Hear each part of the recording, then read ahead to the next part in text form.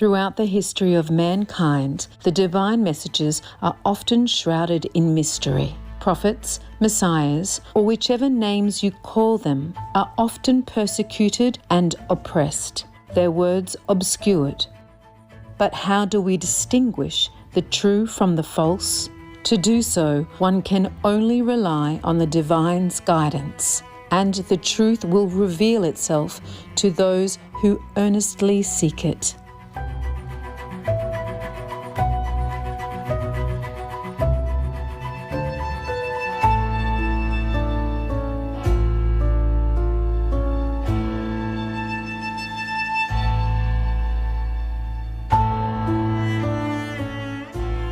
In today's show, we will continue our exploration of the prophecies from the brilliant mind of Leonardo da Vinci, vegetarian. The esteemed writer pointed out the sins of the Church and its friars. Of churches and the habitations of friars. Many will there be who will give up work and labour and poverty of life and goods, and will go to live among wealth in splendid buildings, declaring that it is the way to make themselves acceptable to God. We see that this prophecy has come true, with many people using the church in corrupt ways to gain wealth, instead of acting as servants of God.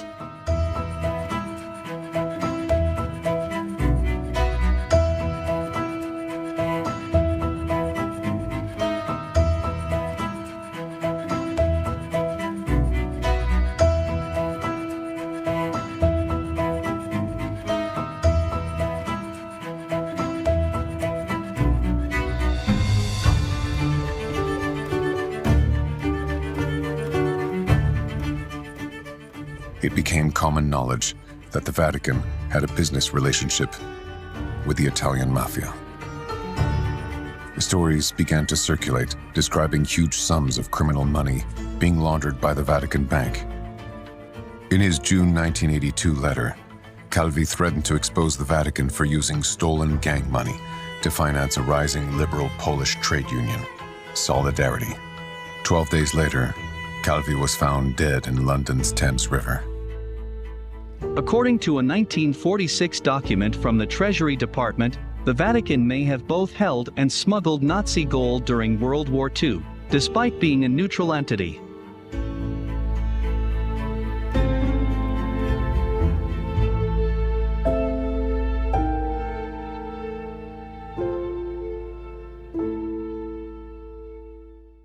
Da Vinci also wrote, Of selling paradise, an infinite number of men will sell publicly and unhindered things of the very highest price, without leave from the master of it, while it never was theirs nor in their power, and human justice will not prevent it.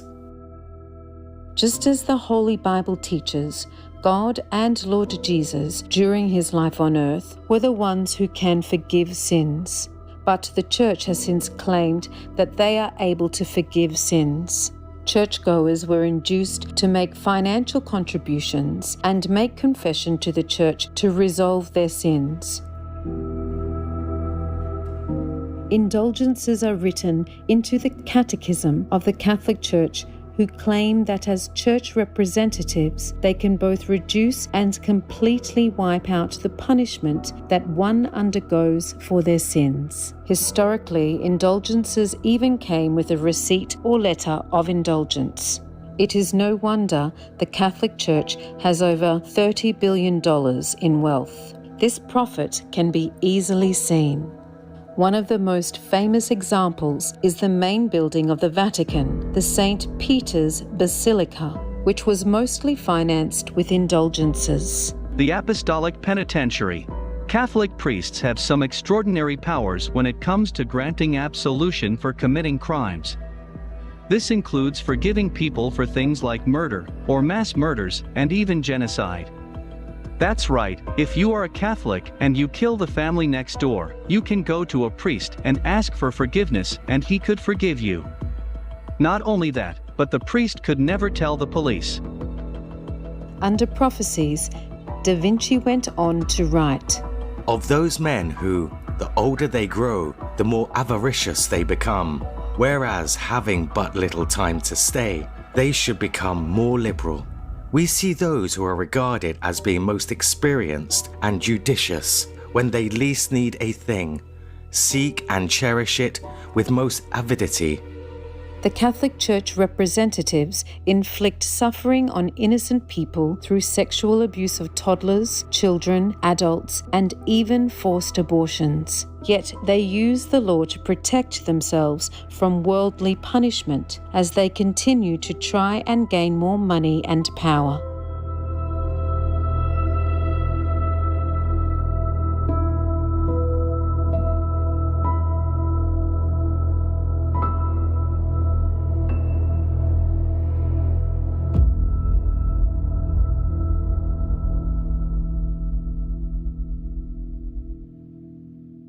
The US Roman Catholic Church recently lobbied for $1.4 billion of taxpayer-funded money that was intended as aid for COVID-19.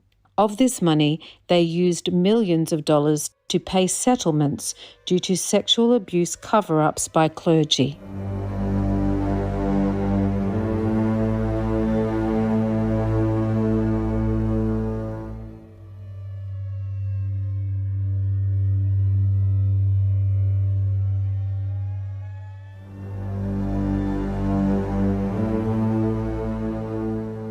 The Vatican covers up wrongdoings in order to keep up outer appearances while continuing to attract followers and their financial contributions. Supreme Master Ching Hai, vegan, has boldly spoken out against the horrendous crimes that have been committed. Order in the court. And here, supposed to be holy priests, taking their donations and living lavishly themselves. Yes. Doing not much. Right. If not doing harm, then doing not much. Yes. So this system is against God, against religion of any kind, against Christ, against the Buddhas, against anything that is good and decent. Yes, Master. Yes, Master. They're going to people's houses, stealing their food, stealing their land, robbing them of their freedom, and even raping and murdering their children. Oh God, sickening group of people. Yes, Master. No wonder heaven wants to destroy this planet. Oh, and hell is waiting to roast them. Now you know. Yes, Master. That's it. I wanted to say that. Almost the whole world does nothing. Yes, Master. Citing that the Vatican has sovereign immunity. Oh my God. Telling you, this is all BS.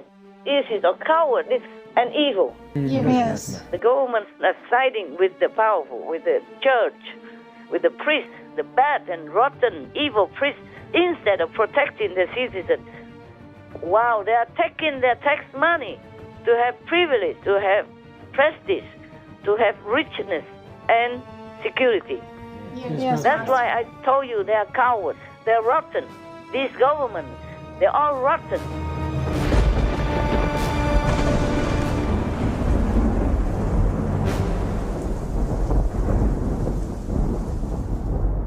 Da Vinci's writings seem to warn that if those followers knew about the true face of the Church, they would be terrified. Of the avaricious, there will be many who will eagerly and with great care and solicitude follow up a thing which, if they only knew its malignity, would always terrify them. Many people claim that the Pope is the Antichrist, with much evidence for this. Many years ago, I did a study on John Paul II's use of the bent crucifix, and I'm sure you've all seen it. He carried it with him everywhere he went. In my research, I discovered back then that the artist for the cross was actually a Satanist, and he named the piece of artwork the Antichrist. And notice here what the Catholic Church actually said about the bent cross 4 years after John Paul II was carrying it. The bent crucifix is a sinister symbol used by Satanists in the 6th century, that had been revived at the time of Vatican II. This was a bent or broken cross on which was displayed a repulsive and distorted figure of Christ, which the black magicians and sorcerers of the Middle Ages had made use of to represent the biblical term mark of the beast. Yet not only Pope Paul VI, but his successors, the two John Pauls, carried that object and held it up to be revered by crowds who had not the slightest idea that it actually stood for the Antichrist. This was back in 1981. John Paul II was still Pope at that time, and the present Pope, Pope Francis, a Jesuit, he carries that cross as well. Now, notice this picture, if you will. It's a massive 100-foot tall bent cross, and it was erected to honor John Paul II back in 2005. Now, check this picture out. Just 2 days before John Paul II is to be declared a saint, this statue falls, and a man is crushed to death by this bent cross that was erected to honor John Paul II. Revelation 13, verses 17 and 18 says, "The name of the beast, or the number of his name, is the number of a man, and his number is 666. The prophecy states there will be a man at the head of this church and state entity that will have a name with a numeric value on it. That value will be 666. All popes have the exact same title in the office of pope. What is the name they must carry together?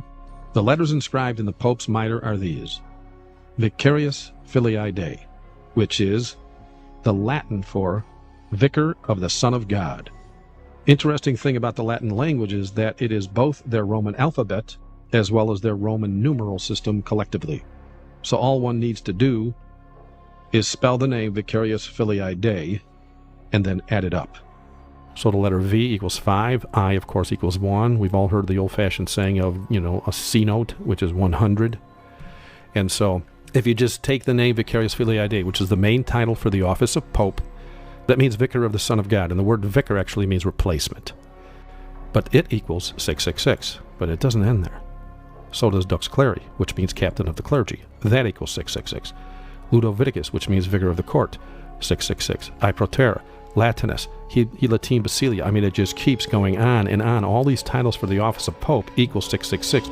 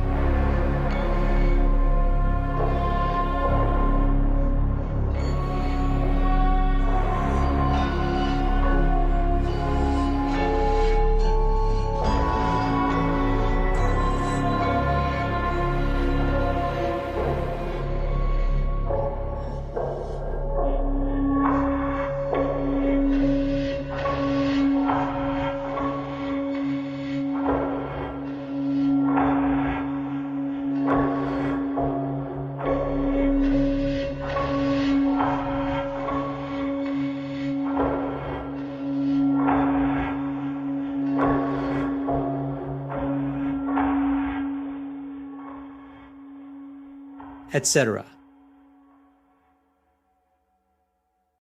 Another second chance opportunity.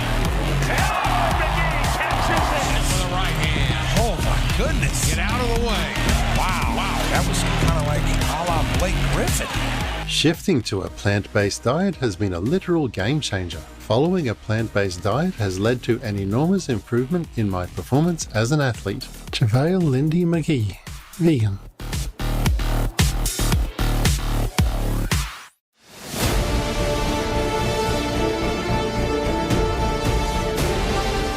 Radiant viewers, thank you for joining us today.